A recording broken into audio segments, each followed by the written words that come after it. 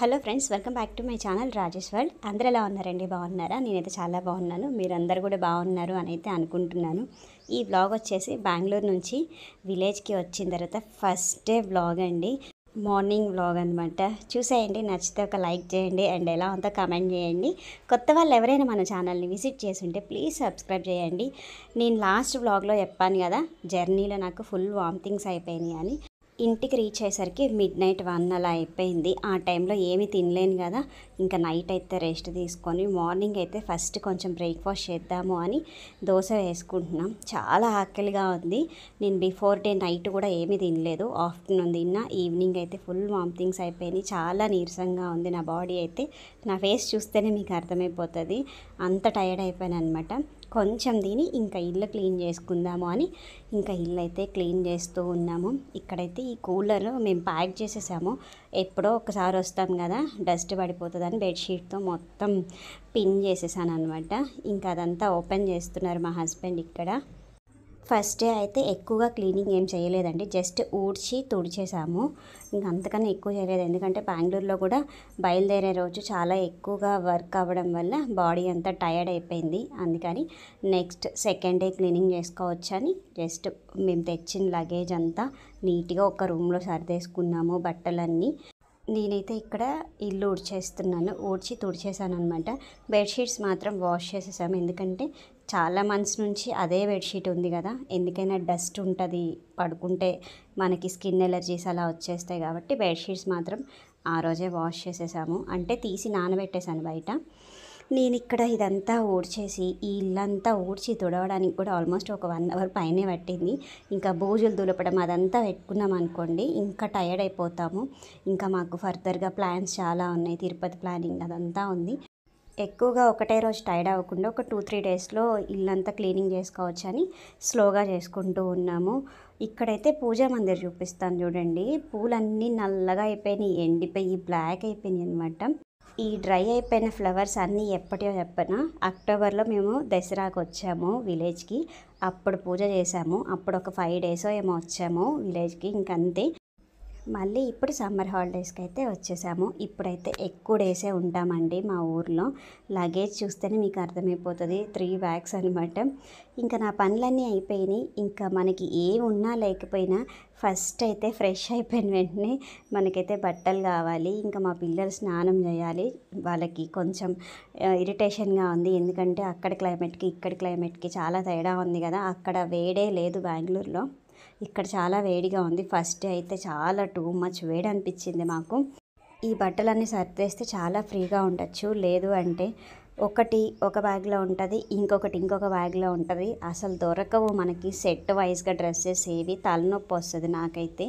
ఇంకా అందుకని ఈ బ్యాగ్స్ అయితే క్లియర్ చేసేస్తున్నాను. డైరెక్ట్గా రూమ్ మొత్తం డీప్ క్లీన్ చేసేసి ఈ ఒక్క రూమ్ అయితే మాత్రం బట్టలు మొత్తం సెట్ చేసేసాను. బట్టలతో పాటు ఇంకా మాకు ఎక్స్ట్రా లగేజ్ అయితే ఆర్మీ వాళ్ళకి పక్కా ఉండేది. ఈ క్యాంటీన్ సామాన్లు అన్నీ మాత్రం పక్కా ఉంటాయి. ఇవి మేము 1 మంత్ ఉంటాం, మాకు యూజ్ చేసుకోవడానికి 1 మంత్కి. అండ్ మా అత్తయ్య వాళ్ళకి కొన్ని ఉన్నాయి. ఈ బ్రౌన్ బ్యాగ్లో మొత్తం నా బట్టలే ఉంటాయి అండ్ కొన్ని క్యాంటీన్ సామాన్లు కూడా ఉన్నాయి. ఫస్ట్ తీసిన బ్యాగ్ అయితే మా పిల్లలవి అండ్ మా హస్బెండ్వి కొన్ని ఉన్నాయి. బ్రౌన్ బ్యాగ్ మొత్తం టోటల్గా నాకే, నా శారీస్ డ్రెస్సెస్ కంప్లీట్గా అందులో నావే ఉన్నాయి. కొన్ని క్యాంటీన్ సామాన్లు ఉన్నాయి, అవన్నీ తీస్తే భయపడిపోతారు మీరు, అమ్మ ఇంత లగేజా అని. కొన్ని ప్రమోషన్ చేయాల్సిన శారీస్ కూడా ఉండిపోయినాయి, అక్కడ కుదరక చేయలేదు. ఇంకా అవి విలేజ్లో చేసేద్దాము అని అవి కూడా కొన్ని శారీస్ ఎక్స్ట్రా అయిపోయింది లగేజ్లో. నాకున్న లగేజ్తో పాటు ఇవి ఇంకా ఎక్స్ట్రా. అమ్మాయిలు అంటేనే ఎక్కువగా బట్టలు ఉంటాయండి, ఎవరైనా అంతే. ఇంకా నేను కూడా అట్లే కొంచెం ఎక్కువే తెచ్చుకుంటాను. చూడండి, తీస్తూ ఉంటే వస్తూనే ఉన్నాయి బ్యాగ్లోంచి బట్టలు. అన్నీ తీసి పెడితే ఏమైనా షాప్ పెడుతున్నావా రాజీ అనుకుంటారేమో. మాకు అక్కడ సర్దడానికి కూడా 2-3 డేస్ పట్టింది. నాకు కుదిరినప్పుడు నేను, మా వారికి కుదిరినప్పుడు మా వారు. ఒక 2-3 డేస్ అక్కడ కూడా ప్యాకింగ్ చేసాం బెంగళూరులో కూడా. అండ్ ఇక్కడైతే అన్బాక్సింగ్ అయితే మాత్రం ఒక్క పూటలో నీట్గా సర్దేసేసానండి, ఎందుకంటే అలా చూస్తుంటే నాకే ఇరిటేషన్ వస్తుంది. ఈ రూమ్ మొత్తం బట్టలు సామాన్లే ఉన్నాయి. ఈ ఒక్క తవ్వ తెచ్చాను క్యాంటీన్ నుంచి, ఇంట్లో దోశ వేసుకోవడానికి తవ్వ లేదని. కొన్ని ఉన్నాయి ఇంకా గ్లూకోండి, ఎన్ని వస్తున్నాయో చూడండి, తీస్తూ ఉంటే వస్తూనే ఉంటాయి. అన్నీ చూస్తే మీరే భయపడతారు ఇంకా సామాన్లు. ఇంత లగేజ్ మోసుకొని రావడం అవసరమా అని మీకు డౌట్ రావచ్చు. ఖచ్చితంగా వస్తుంది ఎవరికైనా కానీ, ఇంటి దగ్గర కొనుక్కోవచ్చు కదా అని. మాకు క్యాంటీన్లో కాస్ట్ తక్కువ వస్తుందండి, అందుకని తెచ్చుకుంటాము. ఒకవేళ ఇంటికి వచ్చిన తర్వాత మాకు నియర్గా ఉన్న క్యాంటీన్కి వెళ్ళడానికి ఒక 1 డే మొత్తం టైం అయిపోతుంది. మెయిన్ అయితే అక్కడ రష్గా ఉంటుంది. ఇంకొకటి మనం వెళ్ళినప్పుడు అక్కడ స్టాక్ ఉంటుంది, ఉండకపోవచ్చు, మనం చెప్పలేము.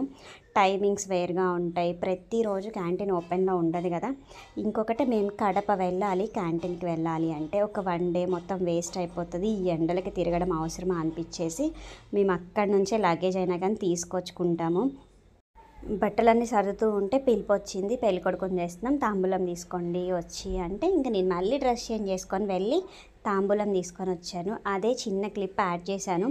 ఈ పెళ్లి పిలుపు అయితే మాకు బెంగళూరులో ఉన్నప్పుడే వచ్చిందిలేండి. మేము వచ్చిన తర్వాత ఒక 2 రోజులు 3 రోజులు పెళ్లి సందడి సరిపోయింది. మా ఇంటి పక్కనే కాబట్టి పెళ్ళి బాగా సందడిగా ఉందన్నమాట. ఇంట్లో పని చేస్తూ చేస్తూ టైం కూడా చూసుకోవాలి. ఆఫ్టర్నూన్ 2 అయిపోయింది, ఫుల్ ఆకలేస్తుంటే ఇంకా వెళ్ళి మా అత్త వాళ్ళ ఇంటికి కొంచెం అన్నం, పప్పు చారు, దొండకాయ ఫ్రై వేసుకొని కమ్మగా తినేసేసి నేను మా ఆయన ఇంకొచ్చేసి మళ్ళీ పని స్టార్ట్ చేసేసాము. నేను అన్నీ తెచ్చుకున్నాను కానీ స్టిక్కర్స్ మాత్రం మర్చిపోయా బెంగళూరులో. ఇంకా వచ్చిన రోజే మేము ఫస్ట్ డేనే ఊర్లోకి వచ్చింది ఒక బండి గాజులు అమ్ముకునే ఆయన. కాకపోతే ఆయన చెట్టు కింద నిద్రపోతూ ఉన్నాడు. చాలాసేపు వెయిట్ చేశాను ఇంటి ముందుకు వస్తాడని. ఇంకా ఆయన నిద్రపోతూనే ఉన్నాడు. చల్లగా ఉంది ఆ వేప చెట్టు కింద. ఇంకా సరేలే, ఇంకా ఆయన ఒకవేళ రాకుండా వెళ్ళిపోతే ఇబ్బంది కదా మనకే అని ఇంకా నేను పక్కనే కదా, 2 ఇల్లులు పక్కనే కదా అని ఇంకా నేను వెళ్ళి ఆయన్ని లేపి ఒక ప్యాకెట్ తీసుకొని 20 రూపీస్ అన్నాడు. 20 రూపీస్ ఇచ్చేసి వచ్చాను. ఐటమ్స్ అన్నీ ఆయన దగ్గర బాగానే ఉన్నాయి కానీ ఆయనైతే అసలు లెగవట్లే, ఫుల్ నిద్రలోనే ఉన్నాడు. ఇంకా అందుకు ఇంకెందుకు డిస్టర్బ్ చేయడం అని ఇంకా బ్యాంగిల్స్ అలాంటివి ఏమీ చూడలేదు, డబ్బులు ఇచ్చేసి వచ్చేసాను అనమాట. ఈ వీడియో షార్ట్ వీడియో కానీ తీసాము, కానీ ఇంకా లాంగ్ వీడియోలో దీని గురించి క్లియర్గా చెప్దామని యాడ్ చేసేసానండి. ఇక్కడైతే పెరుగు చూపిస్తాను, గడ్డ పెరుగు. అబ్బా ఎంత టేస్టీగా ఉందో. మేము ఎన్ని రోజులు బెంగళూరులో ఆవు పాలు కదా, ఆవు పాలు పెరుగు కాబట్టి అంత టేస్ట్ అనిపించదు ప్యాకెట్ పెరుగు. ఇదైతే మీగడ ఎంత బాగుందో, కమ్మగా ఉందనమాట. డైలీ తింటున్నాం పెరుగు మాత్రం, బాగా ఫుల్గా ఎంజాయ్ చేస్తున్నాము. ఈ మీగడంతా తీసి నెయ్యి చేసుకోవచ్చు, కావాలి అంటే అలానే తినచ్చు. నార్మల్గా మీగడ తీసేసి మజ్జిగ చేసినా కానీ లైట్గా అయితే వెన్న వస్తుందండి, చాలా బాగుంటుంది. ఒరిజినలే, డూప్లికేటే. మనము మీరేమంటారో కమెంట్ చేసేసేయండి. వీడియో నచ్చితే లైక్ చేయండి అండ్ ఎలా ఉందో కమెంట్ కూడా చేయండి. కొత్త వాళ్ళందరూ ప్లీజ్ సబ్స్క్రైబ్ చేసుకొని సపోర్ట్ చేయండి. Thank you so much for watching. Bye friends.